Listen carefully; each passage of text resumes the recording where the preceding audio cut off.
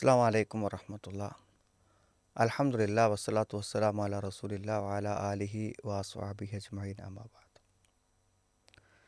ഇപ്പോൾ ഒരു ധാർമ്മിക ജീവിതം അല്ലെങ്കിൽ മതപരമായ ജീവിതം എന്നൊക്കെ പറയുമ്പോൾ പല ആധുനികരായ ആളുകളും പുരോഗമനവാദികളെന്ന് പറയുന്നവരൊക്കെ അത് ഒക്കെ ഒരു പഴഞ്ചനായിട്ടും ഒരു അസംസ്കൃതമായിട്ടും ഒക്കെയാണല്ലോ അതിനെ കാണുന്നത്. പക്ഷെ നമ്മളൊന്ന് വസ്തുതാപരമായി ചിന്തിക്കുകയാണെങ്കിൽ എന്താണ് ഇപ്പോൾ ലോകത്തെ ഏറ്റവും വലിയ വൻ ശക്തിയായിട്ട് കരുതപ്പെടുന്ന അമേരിക്ക. അപ്പോൾ അവിടുത്തെ പ്രസിഡന്റ് എന്ന് പറയുമ്പോൾ ലോകത്തെ ഏറ്റവും വലിയ അധികാരമുള്ള വ്യക്തിയാണ്.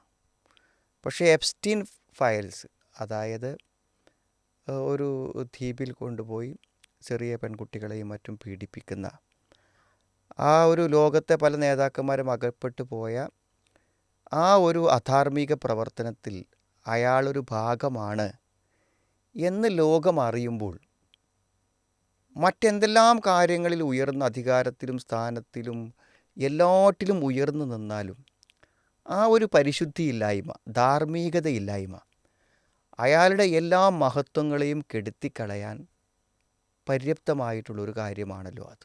നിങ്ങൾ ആലോചിച്ച് നോക്കൂ, നിങ്ങളൊരു അധ്യാപകൻ, അയാൾ ഏറ്റവും സമൂഹത്തിൽ ആദരണീയനും മാന്യനുമായ ഒരാളാണ്.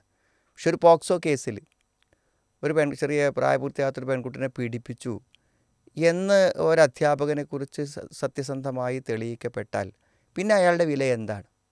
അയാൾ പഠിപ്പിച്ച വിദ്യാർത്ഥികളിൽ, അയാളുടെ സ്ഥാപനത്തിൽ ഒരു അധ്യാപകൻ എന്ന നിലയ്ക്ക് അയാൾക്ക് എന്ത് നിലവാരമാണുള്ളത്? അപ്പോൾ സത്യത്തിൽ നമ്മുടെ വിശുദ്ധി എന്നുള്ളത് മറ്റെല്ലാറ്റിനും മേലെയാണ്.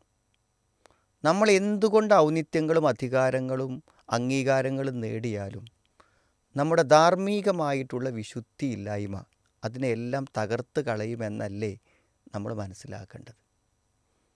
അതുകൊണ്ടല്ലേ ഒരു ഭരണകൂടത്തെ അട്ടിമറിക്കാൻ അല്ലെങ്കിൽ ഒരു എലക്ഷനെ മുഴുവനും തങ്ങൾക്ക് അനുകൂലമാക്കി മാറ്റാൻ ഒരു ആരോപണം കൊണ്ട്, ഒരു പെണ്ണ് കേസ് കൊണ്ട് പറ്റും എന്ന് നമ്മുടെ പുതിയ രാഷ്ട്രീയ കാഴ്ചപ്പാടുകളിൽ വരാനുള്ള കാരണം എന്താണ്? അയാളുടെ രാഷ്ട്രീയപരമായ കഴിവോ സംവാദത്തിൻ്റെ കഴിവോ സേവന പ്രവർത്തനങ്ങളോ അയാളുടെ സേവന പാരമ്പര്യമോ ജനങ്ങളോ ഇതൊക്കെ ഉണ്ടെങ്കിലും അയാളൊരു ധാർമ്മികമായി വിശുദ്ധനല്ല എന്ന് സ്ഥാപിക്കപ്പെട്ടാൽ ഈ ഗുണങ്ങളെല്ലാം, ഈ മഹത്വങ്ങളെല്ലാം, ഈ യോഗ്യതകളെല്ലാം അപ്രസക്തമാകുമെന്ന് പറയുമ്പോൾ ധാർമ്മികത എത്രമാത്രം ഉന്നതമാണെന്ന് ആലോചിച്ച് നോക്കൂ നിങ്ങൾ.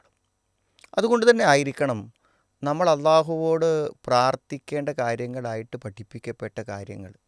അല്ലാഹുമ്മ ഇന്നി അസ്അലുക്കൽ ഹുദ, സന്മാർഗത്തെ, വത്തുക്ക, സൂക്ഷ്മതയെ, വൽ അഫാഫ, ഇഫത്ത്. ഇഫത്ത് എന്നാൽ പരിശുദ്ധിയാണ്. ആ പരിശുദ്ധിയെ, ഇഫത്തിനെ, പരിശുദ്ധിയെ, പരിഭാവനതയെ ഞാൻ നിന്നോട് ചോദിക്കുന്ന വലഗിന, ഐശ്വര്യം, മറ്റുള്ളവരെ ആശ്രയിക്കാതെ ജീവിക്കാം.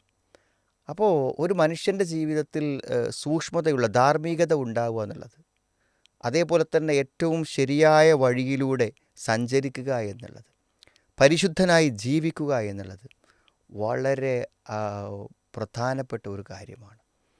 നമ്മളെല്ലാവരും മറ്റെല്ലാം ശ്രദ്ധിക്കുന്ന പോലെ തന്നെ ഒരു വിശുദ്ധി, നമ്മളുടെ മാന്യതയിൽ ചളി പുരളാതിരിക്കാൻ, നമ്മുടെ ആ പരിശുദ്ധിയിൽ മാലിന്യങ്ങൾ വരാതിരിക്കാൻ, നമ്മളെപ്പറ്റി ആധാർമികമായ ഒരാരോപണങ്ങൾ വരാതിരിക്കാൻ തീർച്ചയായും നമ്മൾ ജാഗ്രത കാണിക്കുകയും അള്ളാഹുവോട് ആത്മാർത്ഥമായി പ്രാർത്ഥിക്കുകയും സൂക്ഷ്മത കാണിക്കുകയും ചെയ്യേണ്ടതുണ്ട്. എല്ലാ മഹത്വങ്ങളെയും അപ്രസക്തമാക്കുന്നതാണ് നമ്മുടെ പേരിൽ പറയപ്പെടുന്ന അധാർമികത എന്ന് നമ്മൾ മനസ്സിലാക്കുക. അതുകൊണ്ട് പരമാവധി സൂക്ഷ്മത നമ്മുടെ രഹസ്യത്തിലും പരസ്യത്തിലും പാലിക്കാൻ ശ്രമിക്കാം. അള്ളാഹു അനുഗ്രഹിക്കട്ടെ.